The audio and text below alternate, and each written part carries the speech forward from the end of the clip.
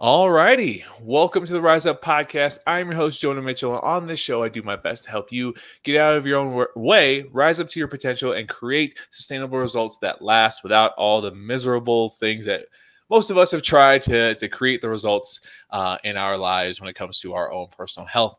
And I am lucky enough to be joined by a fellow coach on today's episode. This coach has been in my circle, or within the circle, same circles, I should say, for almost, what year is it, 2024? I guess 4 years. Yeah. Christ almighty. So we've kind of been around each other and doing relatively similar things. And we recently got connected a few months ago, and now we're on the same team. So Jessica Kauhi, thank you so much for joining me today. Thank you for having me. I'm really excited to be here. Yeah, this is really, really, really fun. I love talking, but I love doing podcasts when I have a someone to talk with. It's a little bit more fun. It is. It's a lot. I don't want to use funner. That's not even a word, but it's more fun and more engaging to actually listen to a podcast when someone's going back and forth. So yeah. I like this style. Yeah, and it makes me also feel not crazy that like I'm like not the only one who says the things that I say, because I feel like I can be like, I don't know, just like this. I sound crazy, but I promise I'm not, because a lot of other people say the same shit that I do. But without further ado, we're gonna kick things off, and I just want you to just go ahead. You have the floor right now, Jess. Who the hell are you, and why should people listen to this badass of a woman that's sitting in front of me? Oh man, that's a really good question. Why should you listen to me? I'd say I've been through a lot of shit, so I have a lot of good things to talk about. But just to introduce myself, I'm Jess. I've got 4 kids. My oldest is about to turn 15, and my youngest is about to turn 7. Their birthdays are a week apart, so that's really fun and exciting, coming off the holidays. We have been in the military life for about 6 years now. My husband is enlisted, not me. I could never do it. So I'm just, the mom that stays home, make sure the house is running smoothly. Got into coaching. I would say I pretty much kicked off at 2020, but 2019 was when I started like dipping my toes in this industry. And I mean, I've been through a lot. I'd say, I've come from all the diets, all the negative mindset, and that's ultimately kind of led me to being in your circle and finally working together. It's crazy how like everything just comes full circle. But yeah, I mean, that's the gist of who I am. Well, the gist is fun, but I love the details. Yeah. So, one of my favorite questions to ask coaches is, you already kind of preluded to it. Like, you've been through the diets, you've been through the negative mindset. So really, what really brought you to this industry to want to help people? Because that's always a fascinating story that I love hearing, because most people think that us coaches are these robotic individuals that just are health fanatics. All of us are health fanatics that just get it. We know what to do, and we don't have the same struggles as regular people do, when it's completely furthest from the truth. So where was your turning point? Or I should say, what led you to the path of wanting to help people get in or make the better decisions for themselves to live a better lifestyle? Yes. So my journey pretty much started back in 2017 when I was pregnant with my son. So I had back-to-back pregnancies, and I wanted to, lose the baby weight after my first pregnancy. Well, my second pregnancy, I should say. But then I got pregnant. So I've tried like Herbalife. I've tried all those DIY health, holistic type of things to be healthy and have more energy. And, that was what gravitated me to even start my journey. Was like, I was so tired. I was exhausted. I wanted more energy. I wanted to feel confident in my body again. And well, long story short, having back-to-back pregnancies and being severely nutrient deficient, my body kind of just decided to attack itself, and I became septic. So I literally almost lost my life. So that was like the initial start to that was my wake-up call. Like, holy shit, you need to change something fast. oddly enough, that did not actually start the change. It actually gave me so much anxiety and so much depression that I stayed stuck in this little shell until I had a good look in the mirror. My husband deployed and I was left by myself, and I just felt like I hit rock bottom. And so I did, a little Google search on how to be happy without pills. And nothing against people that use, medication. Sometimes it's needed. But for me personally, I just could not see myself taking that route. And so I Googled and working out popped up. Absolutely hated working out. It's funny to even think that I am a coach myself today, because I used to make fun of like gym goers. And I was like, I want to eat pizza and pasta and be happy. Like, who the heck wants to break their body down and sweat and be in pain and miss out on like the best things in life, food? So, I had a very negative mindset. And even going into it, I started following bodybuilders online, coaches that were bodybuilders. So I was taking their advice. I was eating chicken breasts, rice, broccoli. I got lean, lost a lot of weight, had a lot of strength, it flip-flopped, but I still wasn't happy. I was still tired. I was still in my own head, still had a very negative mindset about life. And I realized that the fitness industry, it's all the same. Same, like restrict your calories to lose weight, do cardio, basically just being really unhappy and not getting freaking results unless you have that go hard mentality. As a mom of 4, I don't have that mentality. I don't have that energy capacity. I don't have that time. So that was kind of the missing piece I realized the industry needed. And now I know I can't do it by myself. That's why I'm a part of this team. But initially, that was the reason why I got into coaching, was I wanted to show women, moms, that there is another way. You don't have to be miserable. You don't have to hate yourself. You don't have to do cardio if you don't want to do cardio. You can eat the foods that you love and still lose the weight, gain the muscle, whatever you're trying to do. So that's what got me into coaching. I wanted to make a change. That's awesome. It's similar to my story of going through my experience as a trainer before I went and tried my own business.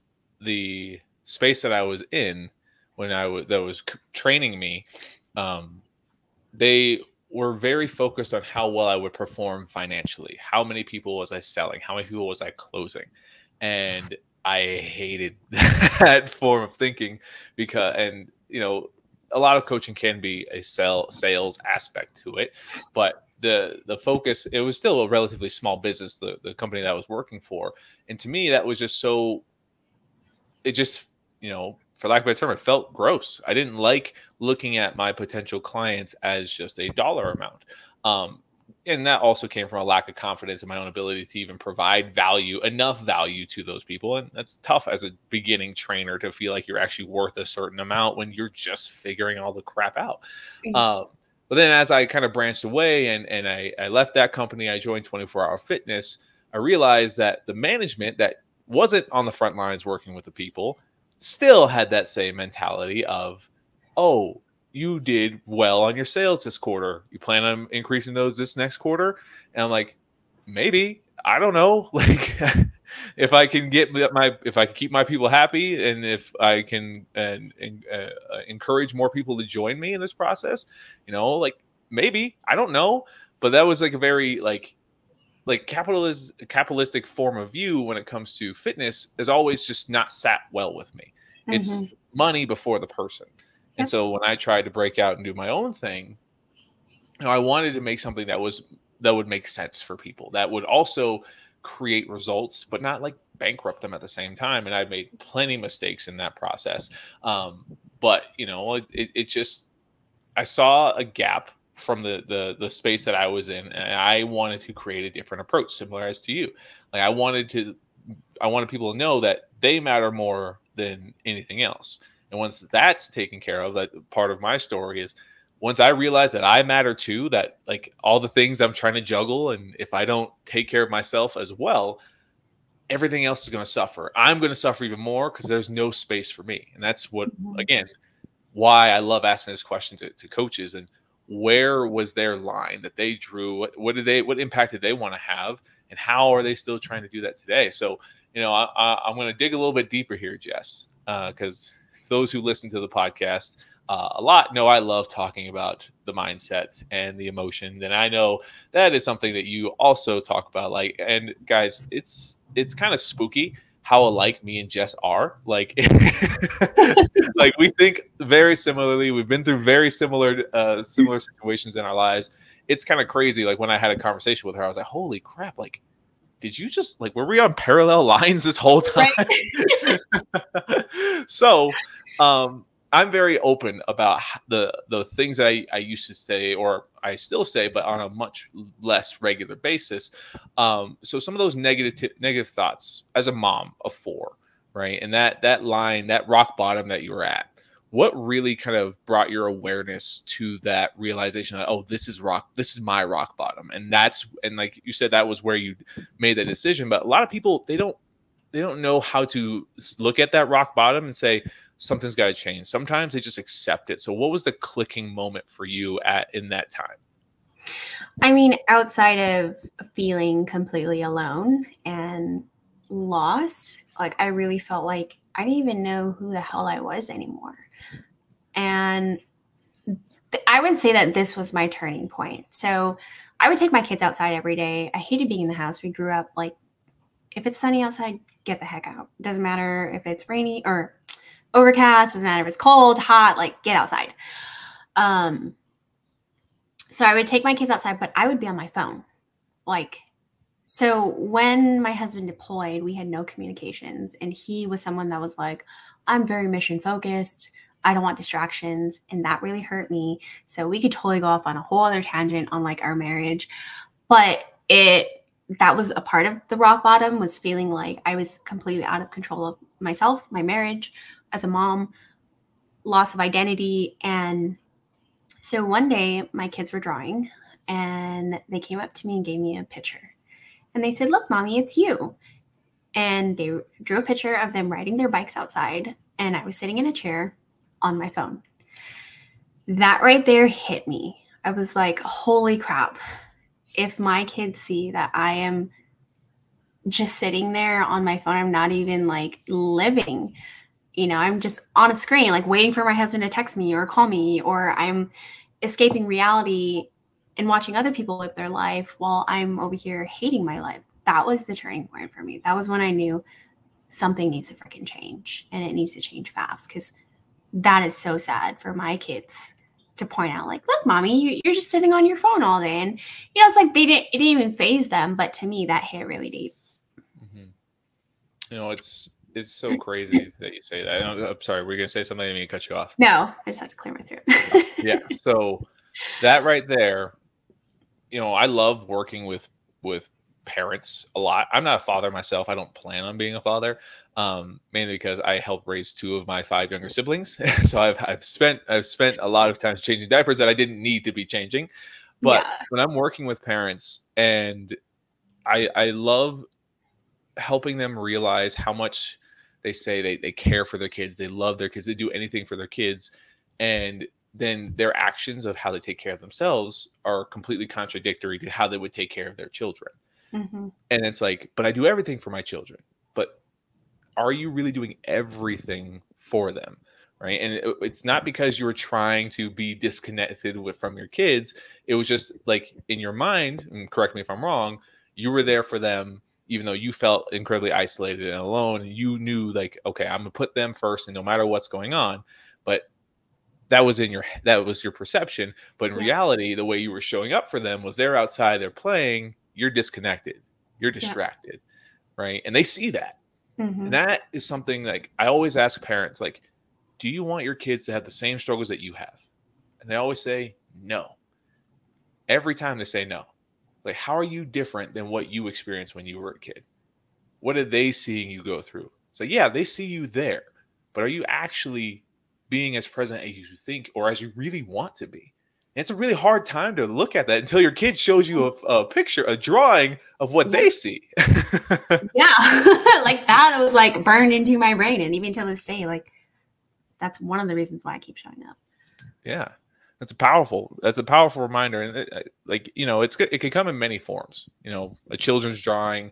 Mine was a horrible relationship and that led to a horrible relationship with myself. But like, there's so many reasons or lines that people can get to when they hit that rock bottom that says, okay, I need to make a difference. I need to make a change. And that I want to bring awareness to this so much, because this is where like people hear you're one decision away from changing your life. And as me, who's been a skeptic the majority of his life, I always thought like there's no way in hell that's actually true.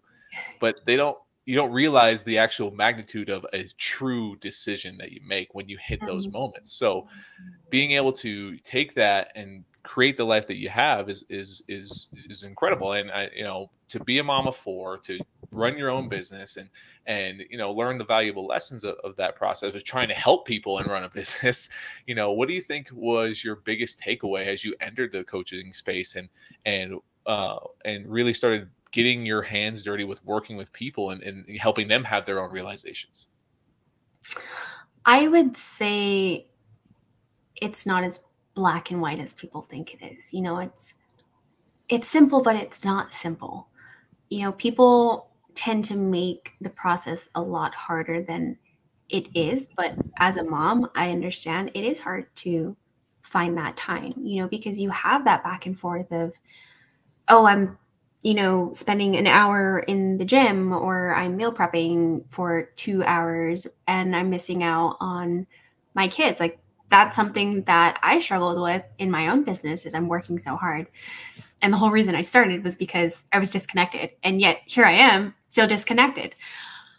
So I would say that it's not as black and white. You know, people think that they just set this goal and the path is laid out for them. Like, you learn so much about yourself in that process. And I think that's the beauty of the journey. That's the beauty of coaching, is finally seeing that click in other people's minds or in their life of like, there is more to this than people actually think it is.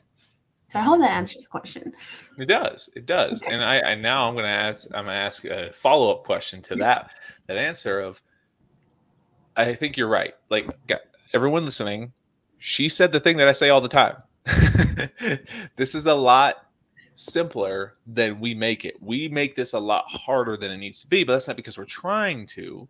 That's because we haven't yet found out how to show up to the best ability that we can with the circumstances that we have, right? We try to compare ourselves to old versions, less responsible versions of ourselves, instead of, okay, what can I do now, right? So I want to touch on that in the journey, in the process.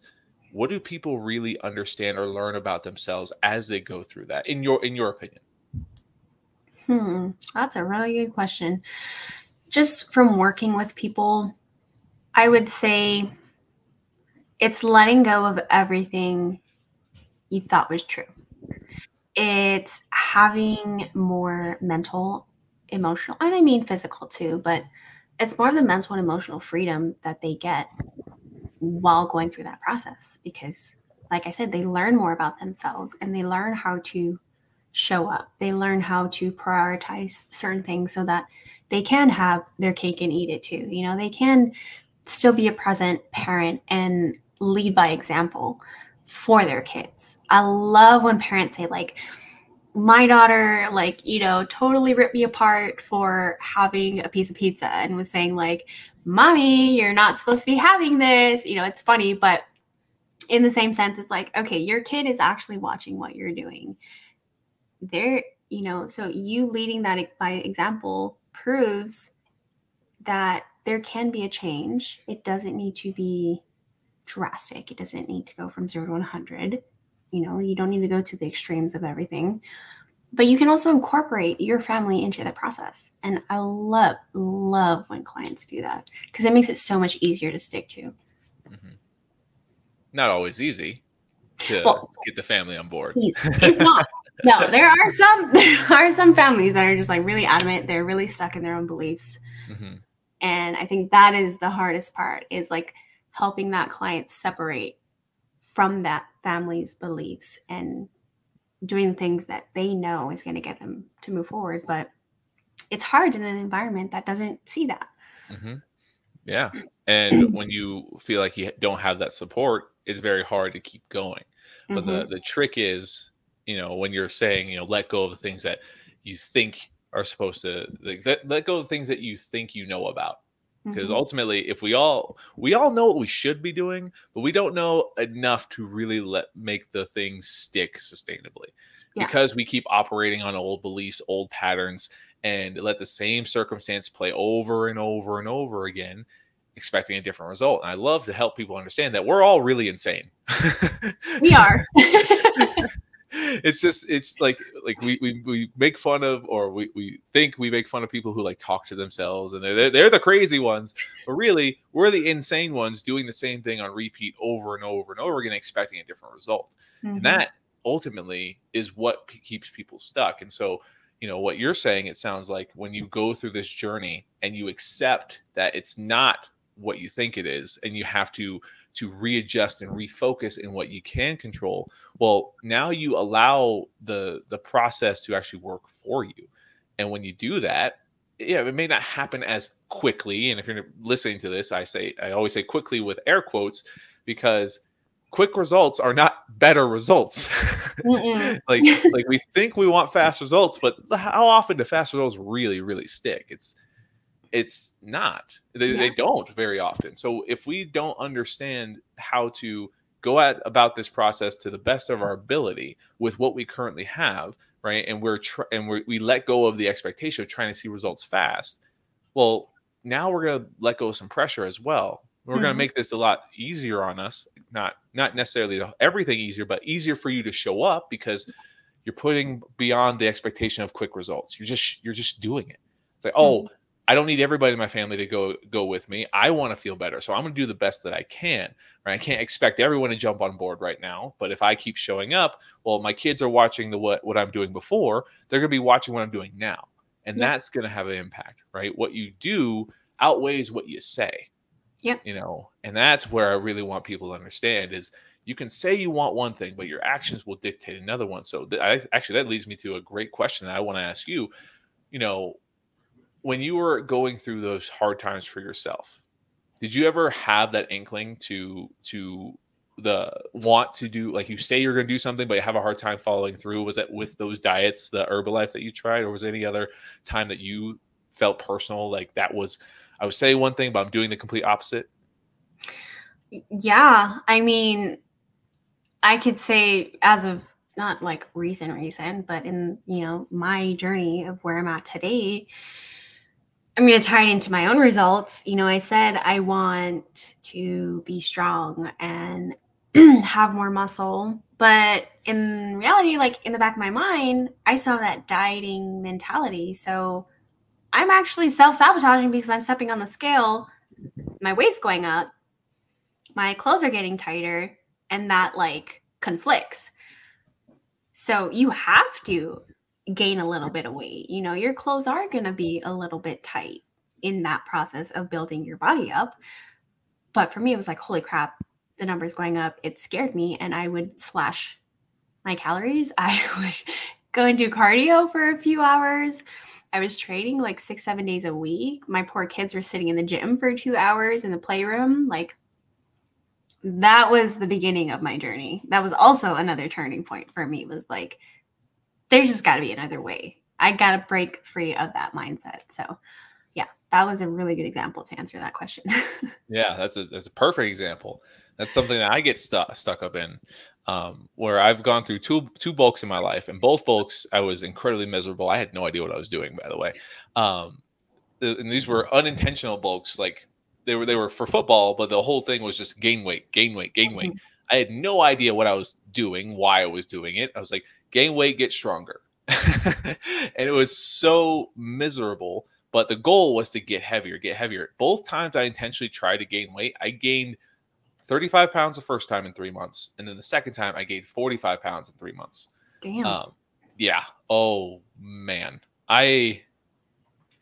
Yeah. So in my mind, every time I go through the process, like I'm in pretty good shape. Like it's taken me literally the vast majority of my life to accept that I actually have worked really hard, and I deserve to have the results that I do, but there's insecurity that does creep up that says you could be bigger, you could be stronger, and you know what to do that. So you should do those things again. And every winter I'm like, I'm going to bulk. And then I go back to those 2 times where I bulked. I was like, holy crap. I don't want to do that again. It's miserable. I was literally having this conversation with my husband just this morning on how people say they want to gain muscle, or when I tell people how many calories I'm eating, they're like, oh, you're so lucky. You know, when you're bulking, no, it's miserable. I think I would rather diet. Like, yeah, dieting is hard, but I would rather restrict my calories and have to force feed myself like 50 grams of protein before bed. Like that is miserable. Yeah. And you know, I feel like there's always going to be someone listening to this that's like, oh, wow, you're complaining about having to eat too much food. Right. But again, it's the same problem in either direction. Like if the focus is to gain weight and like you're force feeding yourself and your body is telling you no, like the same way your body doesn't like being starved, like when you're intentionally restricting calories so you get ravenous because you're just hungry, right? It's the same reaction going the other way when you're intentionally increasing calories. Your body at least this happened to me, and I've heard that this does happen. This is a biological response, but when you're intentionally increasing calories, you eventually stop tasting food because your body turns off. It's like, hey, we don't need any more. Stop it. And actually, that makes me go, don't let me forget to come back to the stop tasting food thing in a moment, because that's a rabbit hole I want to go down. But when you're in those moments and you have to eat, it's the same process if you're trying to lose weight. And I know this both sides, because after I gained the 45 pounds the second time, guess what I had a really, really hard time doing afterwards? Eating? No, losing it. Okay. I was saying it could go either way with this one. I know. That's a great guess. So I'm talking about how hard it was to keep eating, right? But then I got used to it. And I had a really hard time losing weight. Yeah. And I had no idea what a calorie was at that time. Yeah. So like you, I was at the gym 7 days a week, cardio on top of all of those things. And I just assumed I just had to keep cutting out carbs. Man, you know what I really love? Sugar, candy. When I can't have candy, what am I thinking about? Candy. Only candy. I think this is why I don't want to say I hate 75 hard, because I've done it a few times. And I think it's a really good structure. Like, you can learn a lot about yourself while doing it. I don't recommend it to everybody. But I think that's the one thing I hate about it, is the fact that you feel pressured. And it's funny, every time I would do it, I would not crave, like before I would not drink alcohol. I would barely have desserts, even though I have a sweet tooth. But it's like, once you tell yourself you can't have these things, you freaking want it all the time. It's just a childlike response. And I've done 75 hard too. And I am grateful for the lessons that 75 hard gave me. I don't want to do it again.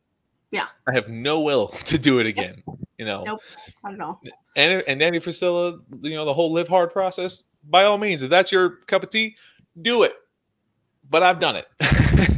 And I like having my sweets. I love being able to know and navigate my situations to the best of my ability without feeling like I'm in a little box. And that's the problem that we want to avoid, is creating this box based off of assumptions, based off of rules, right? Based off of struggles that we face. If we're trying to lose weight, if we're trying to gain weight, really, you know, this all boils down to whatever the goal is that you have, struggle or not. If you want to build muscle, if you want to lose the baby fat or what the baby weight, whatever it is, right? You have to find the process that works for you right now. Yep. And be thinking with the end in mind of, if I do this, can I do it for the rest of my life? Can I sustain this? Because it sounds like you and I both took us a few tries to really figure that out, because we've done something that we weren't really aware of. But we're like, we want the result. We want the result. We didn't really fully understand the consequences of those results. Yeah. So when did you kind of realize, like, the end result might not be the most important thing? This might be a kind of pinballing all over the place, but this is what I wanted to touch on now. I guess that's a really good question for right now, because I myself have a coach. And I know a lot of coaches I would say their ego gets in the way when it comes to having a coach themselves, because they're like, oh, I know everything. Like, I don't need to hire somebody. That was me, at least I could say. I'd admit that. It was me. But, I told my coach, like, okay, I want to squat 300 pounds this year. I want to deadlift 275, like, make it look like freaking butter. And I want to run 2 miles in like 10 minutes. And he's like, okay, why do you want to do that? I don't know, just to say I did it. And, as I would do my check-ins with him, he would constantly bring me back to that. Like, what are you doing? Why are we doing what we're doing? And I would tell him, I think my goals are changing because really I have no attachment to that outcome anymore. Like, I really just want to be healthy. I want to feel good every single day. I don't want to be tired. I don't want to feel pudgy. Like, I don't want to be lean because that's miserable. You've been there. That's not fun. But I also don't want to be overweight. I was like, I just want to be. So, goals will constantly change. The outcome of what you thought you wanted will change.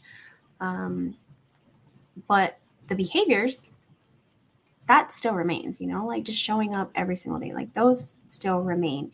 And my biggest piece of advice that I give to my clients when they're struggling to find that clarity is I want you to envision yourself at like your most successful individual. You lost the weight, you gained the muscle, whatever it is. Like, what does that look like? What does that feel like? What does that person do every single day?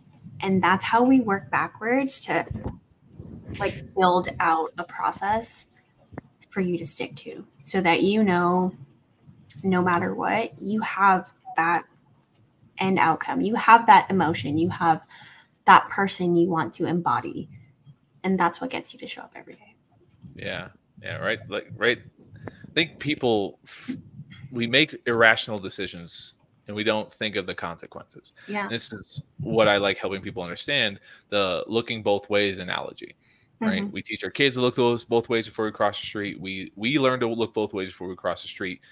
And that helps us as a kid. And even in adulthood, we all have a reactive process to look right, left, and then cross, right? Why do we do that? We don't want to get hit by a car. We mm-hmm. don't want to get hit by a bus, right? We think of the consequences of us not doing that, mm-hmm. And we forget to do that for ourselves when it comes to weight loss, our health. We're too busy focused on an outcome that we think might help us feel better, and more confident, and but we tie all these pieces into arbitrary numbers. You want to squat 300 pounds, deadlift 275, run 2 miles in under 10 minutes. It's like, why do those matter? You're like, I don't really know. But yeah. We are so quick to jump to those things because we assume, and that's another big problem, that this is just a biological process that we have.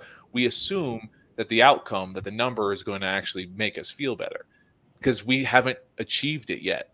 Yeah. Because we focus on what we lack, we don't yet know what actually is going to allow us to feel the way that we want to feel. So we mm-hmm. assume it's a number. We assume it's an outcome. Until we know, or until we clarify and get specific with what is it that we really want to feel, what is it that we really want to see, then that's where we're looking both ways. So now we measure every decision based off of, okay, there may be a physical outcome involved in this, but it's more weighed against that feeling, that ideal that you said. Like, what is that? What do you envision yourself? What's that routine? Well, who's that person? Right now, you're not showing up for a number that has no emotional relevance other than to make your life harder. You're showing up for a ideal, a version of you that deep down exists. Because otherwise, if we didn't know it existed, we wouldn't even care. We wouldn't even mm-hmm. want to try. We would just all be happy with where we're at. Yep. Overweight, obese, skinny, whatever it is, right? We'd be happy. But if we're not happy about those things, right? Well, we have to envision what it looks like. And we also have to consider in that scenario that we're envisioning, what are the things that we can sustain?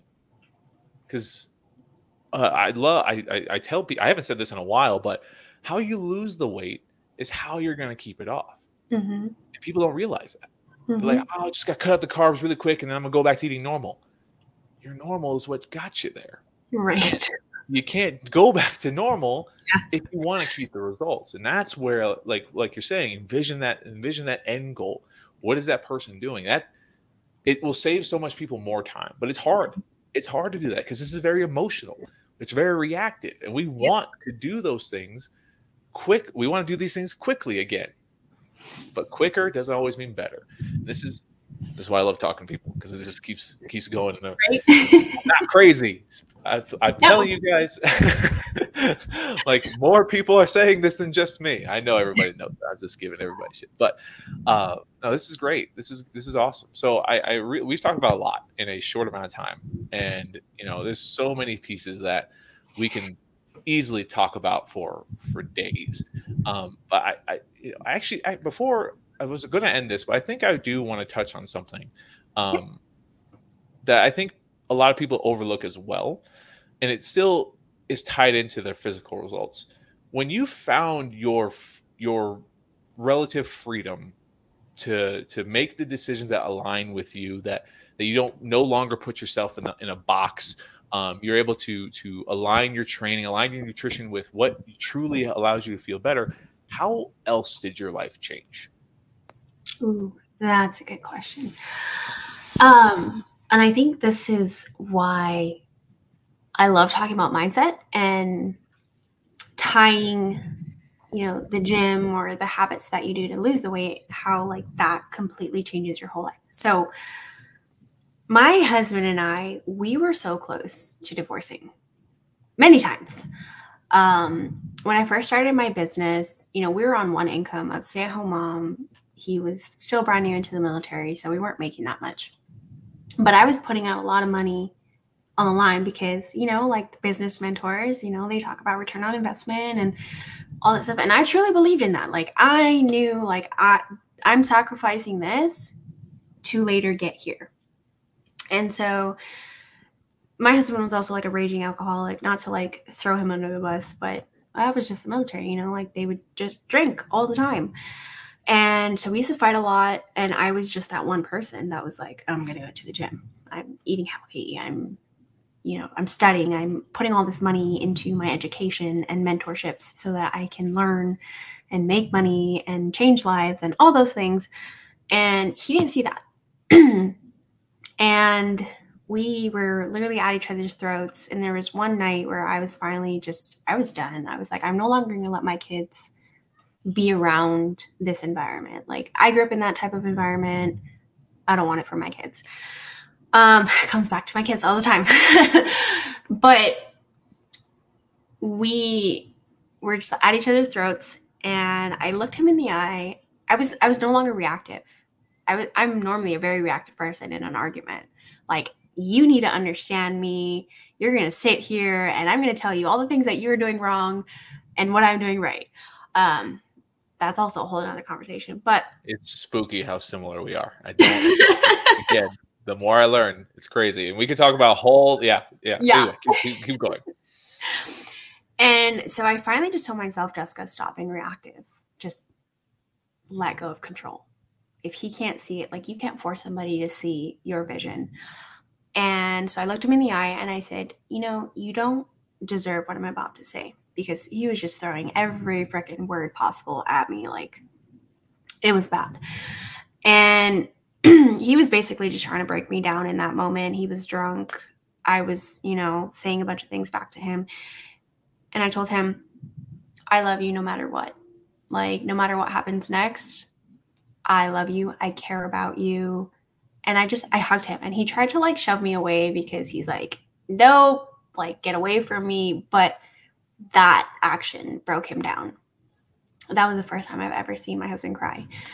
And of course, his ego kind of got in the way, and he was still trying to like fight me on the whole thing. But I hugged him and I was like, I love you no matter what, but I can't do this. And so I finally, I walked away. I think for like a week, we didn't talk to each other. We were literally strangers in our own home.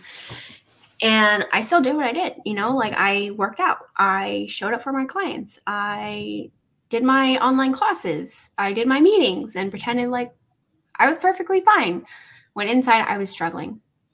But my husband came to me and he's like, I'm sorry.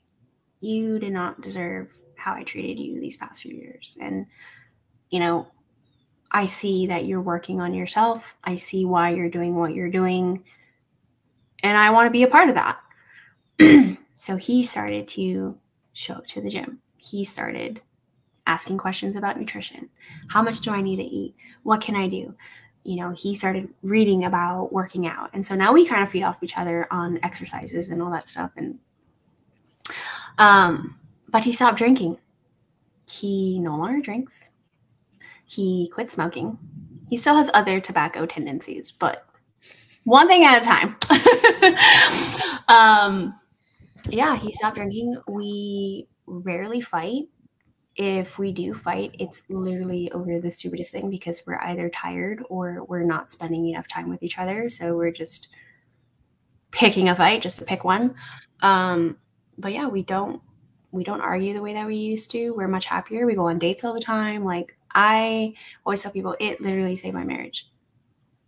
And it's crazy to think about, like how you said, one decision can change your entire life. And that one decision of me deciding I'm no longer going to be reactive, but I'm still going to do the things that I need to do regardless of who's in my life or who's not in my life anymore.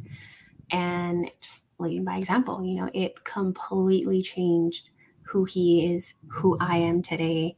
It completely changed how we raise our kids together. And now we're setting goals to save X amount of money and invest in rental properties. And yeah, I'm really excited for the future. I am so glad that question came to my mind, because this is decisions compound, like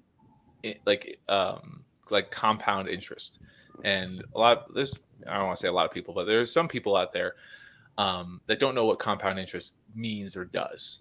Essentially, you put a little bit of money into an investment and it's not a lot. You don't get much of a return. But after 5, 10, 15 years, that interest has compounded so much that it's like a hockey stick of growth, where like the first 1 to 5 years, it's pretty steady. It's like increasing, but like it's really hard to tell. But then after like 5, 10, 15, and then that increase starts to skyrocket faster than people realize. Yeah. And that's the same relationship that our lives can turn when we decide to do something a little bit different. When we decide, okay, enough's enough. I'm going to draw the line here with myself, and I'm going to show up for myself regardless of what's going on. And I'm going to, oh, now that I've done that, I wonder what I'm capable of. So I'm going to pursue a passion of mine that I'm going to try and teach people the same thing I've learned and empower them to take back their health. Oh, this decision I made has impacted my relationship in a negative way. What am I crazy? What's wrong with what is wrong with me? But it's not. Like, you know what? In this moment, I'm learning a valuable lesson. I'm a reactive person. This is affecting me, and I'm going to choose to do something different. I'm going to tell my husband I love him, and then I'm going to stop being so reactive, and I'm going to just focus on me.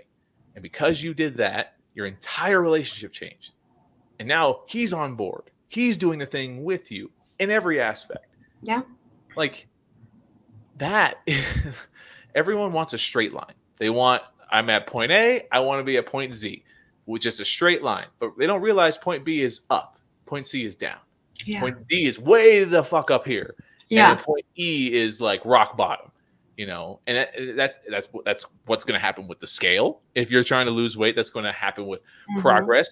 We just got over the holiday season, and I had, probably half of my clients going into it with a lot of momentum, a lot of physical improvements, and then all the holiday shenanigans, and they're like, oh my God, I lost all momentum. I'm like, no, you didn't. Did you navigate the best of your ability? Yeah, the scale's up a little bit, but we're going to go back to your routine, and it's going to go back in the right direction. And those are the pieces that we get to look back and analyze when we decide to do something different. And I would love I could talk about my story all the time, but this episode is about your story because, like, similar to you, I had a very similar moment when it came to a personal relationship with myself, and it also came to a relationship with my current wife.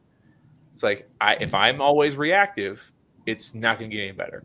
And in that scenario of mine, I was the one who ended up apologizing. I was being the reactive one, and also I was just like, I'm being a general jackass.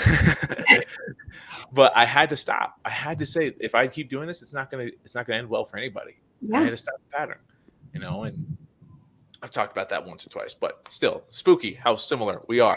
It continues to unfold. So I think now with that, I think it's a great place to start to wrap this up. And I appreciate you taking the time. I always love asking one more question, and it's always different for everybody. But for the people who made it to the very end of this episode, what's the one thing you want them to walk away with so that they can maybe implement or think about something different? What would you want them to take away from this conversation? Oh man, there's so many good ones. I would say the number one takeaway from this entire episode, I know it was all over the place, but is simply just to decide what you no longer want to accept in your life. And no matter what that path looks like, just keep that end in mind, always begin with the end in mind. I like that quote. Because like you said, it's point A, point B, like it's all over the place. It's going to be so freaking up and down. It is not a linear path, and you're going to feel like a failure. You're going to have a lot of self-doubt. You're going to question literally everything that you believe in. But if you have that emotional tie to what happens if I don't do this, like you're going to stay the fucking same. Is that really what you want? No. So keep showing up. That's my favorite line. It's how I explain discipline to people. A lot of people think discipline is just forcing yourself to do stuff, right? Well, that's part of it. It's like, yeah, I can probably count on both hands how many times I legitimately want to go to the gym. Like, I show up regardless, and when I really don't want to, but it's not because I have to. It's because I don't like what happens when I don't. Yep. And that is what discipline is. It's thinking about, if I don't do this, I'm going to go down a path that I don't like. So the alternative is better to do something. And I love it. I appreciate. Again, I'm not crazy. It always reassures me when I bring other people on. Maybe it's my own little confirmation bias, but whatever. It's my show. We're both crazy then. Yes, we're both crazy. Not alone in the craziness. Life awesome. is fun. Yeah, it's a great time when you let it. But anyway, I'm going to go down another rabbit hole, but that is for another time. Jess, thank you so much. Last thing, where can people find more of you? I am on Instagram, TikTok. I'm starting into TikTok and Facebook. So just my name, Jessica Kauhi, and I should pop up. Perfect. And those links will also be in the show notes below, along with some other things like our New Year Transformation Challenge. This is on the recording of January 6th. So we have one more week before that kicks off. So a link, if you want to join me and Jess, will be down there below. And we're going to kick the year off with a bang. So thank you so much, Jess. Talk to you soon. Thank you. Bye.